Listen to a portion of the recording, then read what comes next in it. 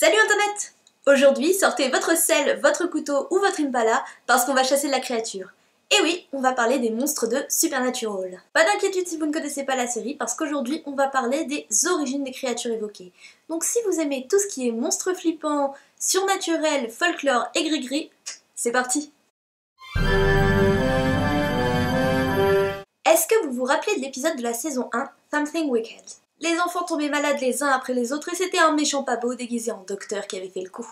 Eh bien, c'était une créature issue du folklore albanais, la Striga. Striga en albanais signifie littéralement sorcière, et en fait on peut utiliser ce mot pour définir tout ce qui est malfaisant. Ce qui est intéressant dans le folklore albanais, c'est que les sorcières ne naissent pas sorcières, elles le deviennent, souvent après avoir perdu un enfant ou lorsqu'elles sont stériles. Car en réalité, c'est la jalousie de ne pas avoir d'enfant qui les rend malfaisantes. La Striga ressemble à une vieille femme de jour et la nuit se transforme en créature volante, en papillon de nuit, en abeille ou en mouche. Elle se nourrit de l'essence vitale des enfants, donc ça peut être interprété comme étant l'âme d'une personne ou le sang tout simplement. Elle détruira totalement leur système immunitaire et les plongera dans un profond coma, et donc n'importe quelle maladie qui passe, paf, ils sont décédés.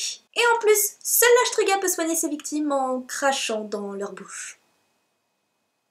Et... comment se débarrasser d'une Striga, vous me demanderez? C'est simple, alors qu'elle a sa forme humaine, il faut la piéger dans une église et mettre devant la porte une croix faite en os de porc. Elle ne pourra pas sortir et il sera à partir de là assez simple de la tuer. Vous pouvez également fabriquer une amulette anti-Striga si vous le souhaitez. Il vous suffit de trouver une Striga tout d'abord, de prendre une pièce en argent, de le tremper dans le sang que la Striga aura vomi, de l'entourer dans un linge propre et de le porter autour de votre cou. Effet mode garantie! Vous vous rappelez des djinns? Ils interviennent dans 6 épisodes de Supernatural sous une apparence humanoïde avec des tatouages tribaux sur la figure et des yeux bleus assez chelous. Ils viennent de la religion islamique et du folklore arabe et ont été créés par Allah dans un feu sans fumée. Ils peuvent devenir invisibles pour les humains, les posséder, voyager à une très grande vitesse et se métamorphoser. Selon les autres pouvoirs qu'ils possèdent, on classe les djinns selon différentes autres familles, comme par exemple les ifrites, les djinns de feu, ou les marids, les djinns d'eau. Les djinns sont souvent considérés comme étant malicieux ou fourbes, mais en réalité ils possèdent un libre arbitre, comme les humains, donc ils font un peu ce qu'ils veulent.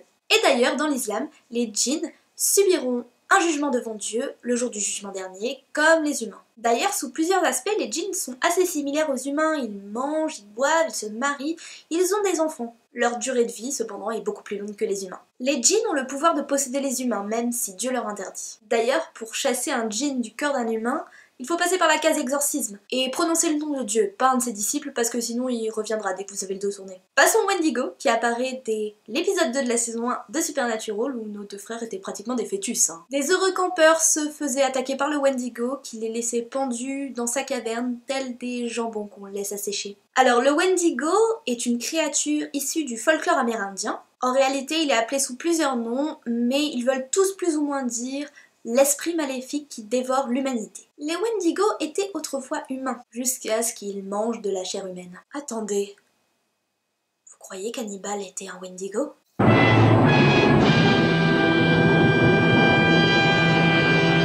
Le recours au cannibalisme peut être pour plusieurs raisons, que ce soit par simple instinct de survie, dans une faim extrême, ou par la possession d'un esprit cannibale. Les Wendigo sont décrits comme étant des très grandes créatures sentant la chair putréfiée et ayant une apparence déformée et squelettique. Ils sont très rapides et possèdent des sens très développés. Mais le plus terrible à l'époque, c'était ce qu'on appelle la fièvre Wendigo. Tout commençait par des rêves, des visions, où l'on s'imaginait manger de la chair humaine. Et puis petit à petit, ça devenait une obsession. Et à partir du moment où on goûte la chair humaine, c'est fini. On peut pas manger autre chose, malheureusement. Cette malédiction est probablement l'ancêtre de ce qu'on appelle aujourd'hui la psychose Wendigo. C'est une pathologie mentale que l'on peut retrouver chez certains patients au comportement particulièrement violent et asocial. Les Wendigo peuvent être tués de deux façons, par une balle dans le cœur comme les loups-garous, ou en le brûlant. En effet, étant le plus souvent associé à la glace, vu que la famine est souvent associée au grand froid, il faudrait brûler son cœur de glace pour arriver à le détruire. Malheureusement, c'est la fin de la vidéo! Bien entendu, je peux pas parler de toutes les créatures de Supernatural, sinon cette vidéo durerait 35 ans, mais si ça vous a plu, j'en ferai probablement d'autres. Donc n'hésitez pas à liker cette vidéo et à laisser un commentaire en me disant de quelle créature vous aimeriez que je parle la prochaine fois. Et comme toujours, n'oubliez pas de vous abonner pour plus de vidéos. Ciao!